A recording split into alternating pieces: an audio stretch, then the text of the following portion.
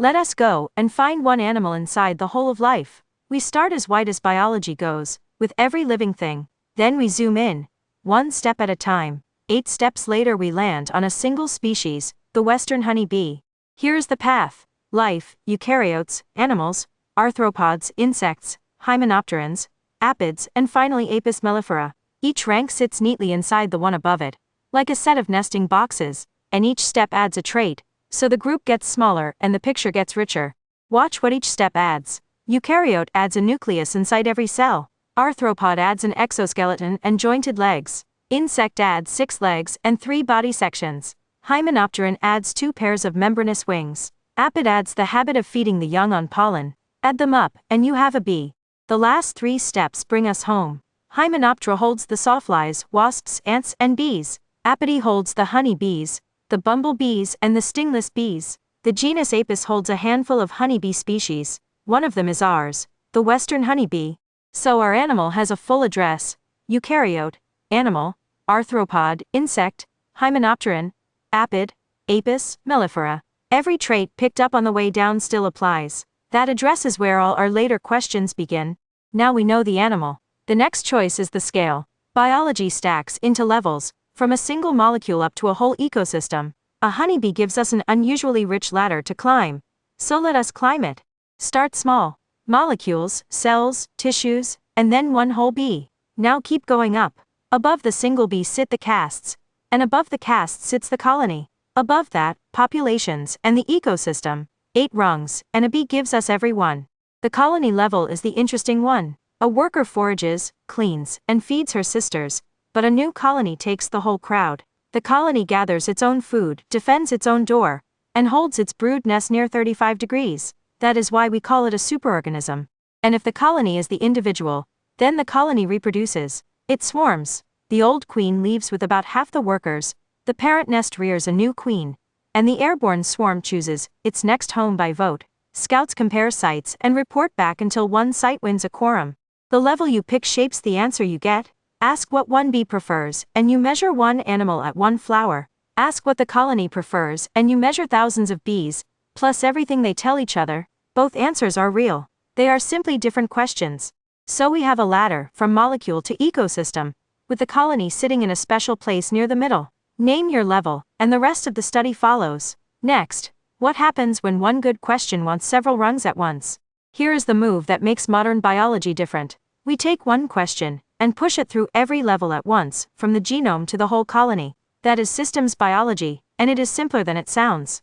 The layers are the genome, the epigenome, the transcriptome, the proteins and metabolites, the physiology, the behavior, and finally the colony phenotype. Every one of them can be measured in a real laboratory today. Together they explain why a colony does what it does. These are the ordinary tools of biology: sequencing, expression profiling, quantitative genetics, careful environmental manipulation. The same tools work in mice, in yeast, in maize. Bees are simply an unusually good system to point them at. Here is a question to hold on to. What decides whether a bee brings home nectar or pollen? Put it to a gene, to a brain, to one forager, to a whole colony, or to a landscape in bloom. 1 sentence, 5 real experiments.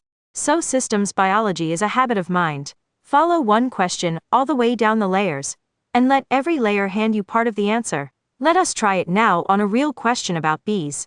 Here is our question. What decides whether a forager comes home with pollen or with nectar? Some bees pack their legs with bright pollen loads. Others go straight for nectar. Let us find out why. Start by splitting the variation in 2. Inside one colony, foragers differ from each other. Between colonies, the averages differ too. Those are 2 separate numbers, and keeping them apart is the first real skill of this whole field. Now push the question down the stack. Genetics: a queen mates with many drones, so one colony holds many patrolines with different tendencies. Physiology: a bee's sensitivity to sugar shifts with her age and her feeding. Environment: what is actually in bloom this week? And she does not keep it to herself. A forager who finds something good comes home and dances. The angle she walks on the vertical comb is the angle to the flowers measured from the sun, and the longer she waggles, the farther away the food is. Her sisters read it and fly out. There is real evidence here. Classic selection experiments bred strains that stored much more pollen, and strains that stored much less. The high pollen strains also responded to weaker sugar solutions. A colony preference turned out to have a sensory correlate in the individual bee. So a simple natural history question, does this bee like pollen, becomes a genetics question, a physiology question, and an ecology question, all at once. That is exactly what working across levels buys you. All of this pays off in the field. Colony traits can be measured, and measured traits can be bred for. So a beekeeper can choose colonies the way a farmer chooses seed. The best example is hygienic behavior. A worker smells brood that is diseased or carries a mite. She uncaps the cell, and she carries the occupant out. That is a colony-level immune system, and it is the front line against varroa destructor. And you can score it. Freeze a small patch of brood, come back a day later, and count how much has been cleared.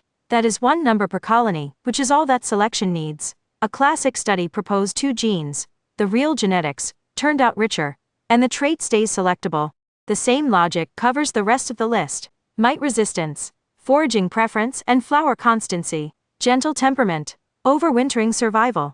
Each one is a colony phenotype resting on the layers we just walked through. And the crop half of the story. A bee visits a flower, and seed and fruit follow. 87 of the 115 leading food crops need an animal pollinator, but only about a third of world production by weight comes from those crops, because the bulk cereals are pollinated by wind. So the theory pays rent. Knowing how a trait is built across the levels is exactly what lets you measure it in a real apiary, and then select for it, season after season. Time for the genetics, because bees make males in a way that no mammal does, and it colors everything else in this series. Start with a familiar case. You carry 2 sets of 23 chromosomes, 1 set from each parent, 1 pair, the X and the Y, decides sex. Every human, male or female, is diploid. Bees do it with arithmetic instead. An unfertilized egg has 1 set of 16 chromosomes, and grows into a male, a drone. A fertilized egg has 32, and grows into a female. So a drone has a mother but no father, and every daughter he fathers inherits his entire genome. Here is the framing I like best. A drone is very nearly a multicellular sperm. Every cell in his body is haploid. He carries only his mother's genome. His whole job is delivery. He is shaped like a bee and works like a gamete. One refinement, because ploidy is really a proxy. The switch is a gene called complementary sex determiner. Carry 2 different versions of it and you develop as a female. Carry a single version, as a haploid drone does, and you develop as a male. One number worth getting right. You may have heard that honeybee sisters share 3/4 of their genes. That holds when a queen mates once. A real queen mates with many drones, so relatedness among her workers is much lower. And a colony is a mix of families. So an unfertilized egg gives a haploid male.